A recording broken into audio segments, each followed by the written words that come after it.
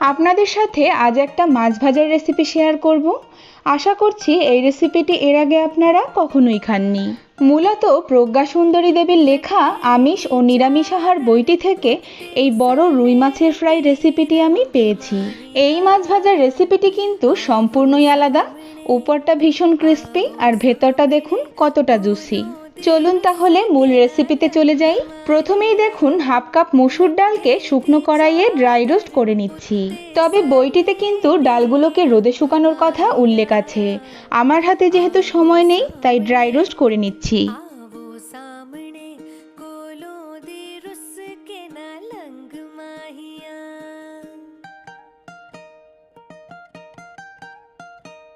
গ্যাসের ফ্লেম লোয়ে রেখে ডালগুলোকে আমি ভেজেছি, যাতে করে ডালের গায়ে কোনো রকম লালচে দাগ না পড়ে। এবারে ডালগুলোকে ঠান্ডা করে নিয়ে মিক্সচার গ্রাইন্ডারের যে ছোট জারটি রয়েছে সেটাতে জাস্ট একবার ঘুরিয়ে নিলেই হবে।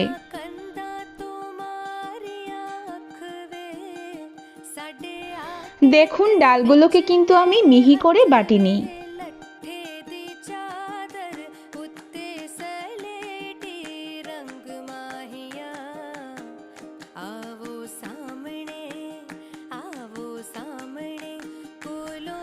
এবারে শিলনোড়াতে কিছু মশলা বেটে নেব।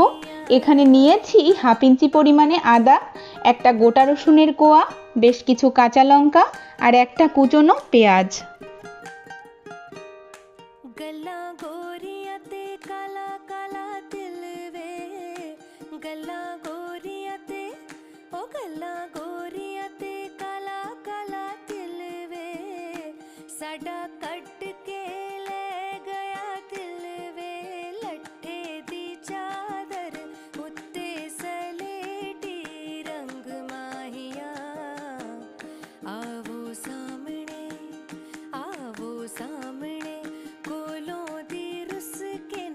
মশলা বাটা হয়ে গেলে একটা থালাতে মাছের টুকরোগুলোকে নিয়ে নিচ্ছি।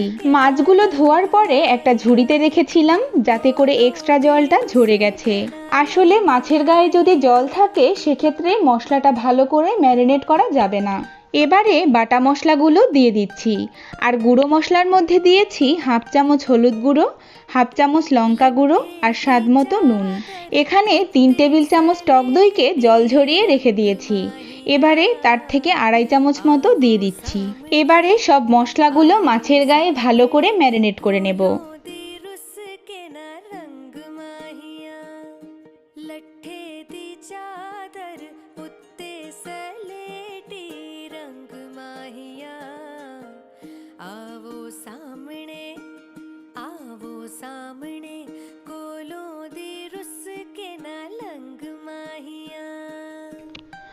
ম্যারিনেট করা হয়ে গেলে এভাবেই রেস্টে রেখে দিতে হবে 2 ঘন্টার জন্য।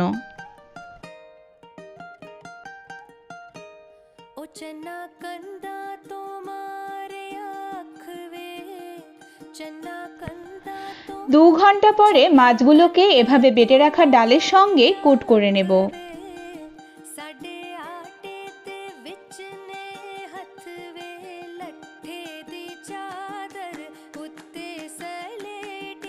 এভাবে মাছের চারপাশ একটু সময় নিয়ে চেপে চেপে কোট করে নিতে হবে।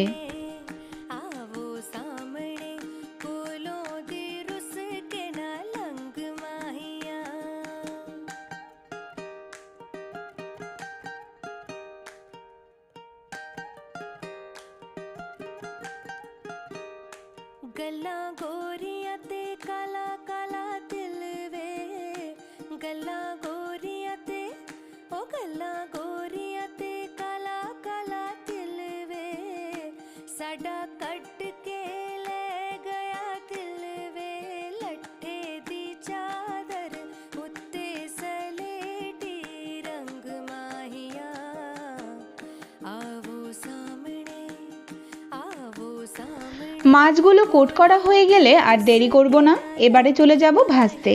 একটা প্যান গরম করে নিয়ে তাতে 1 কাপ সাদা তেল গরম করে নিয়েছি।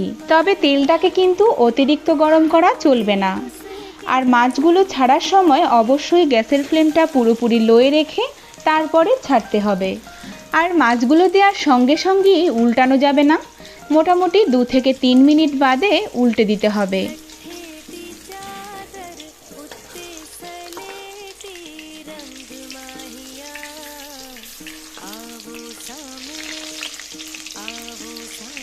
একবার উল্টে দিয়ে এভাবে ঢেকে দেব 5 মিনিটের জন্য, যাতে করে মাছগুলোর ভেতর পর্যন্ত সিদ্ধ হয়ে যায়। এভাবে উল্টে পাল্টে দুপাশই লাল লাল করে আরও 5 থেকে 7 মিনিট ভেজে নেওয়ার পরে মাছগুলোকে তেল ঝরিয়ে তুলে নিতে হবে।